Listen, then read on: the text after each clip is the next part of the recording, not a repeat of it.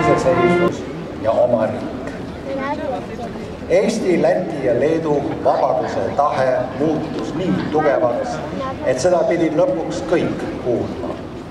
Meie ühine tegutsemine oli üks meie tugevusi. 25 aastaga on Balti riigid jõudnud NATO-sse, Euroopa Liitu, euroalasse. Oleme paljud asjad hästi ja seda ei pea häbenema. Ühine tegutsemine nüüd juba koos liitlastega saab olla jätkuvalt meie tugevus, mida kutsun ikka kasutama. Meie kolme riigi iseseisvus on kindlam kui kunagi varem, mitte iseenesest mõistetav. Vabaduse nimel tuleb tööd teha iga päev. Just seda meenutab meile meie enda ajalugu. Just seda kinnitavad meile viimaste kuude sündmused Ukrainas.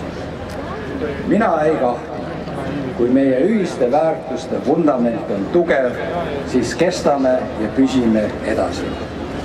21. sajandi Balti kett on Eesti, Läti, Leedu ühine ja vastastikku toetatud panus meie piirkonda turvalisemaks ja edukamaks muutmisel.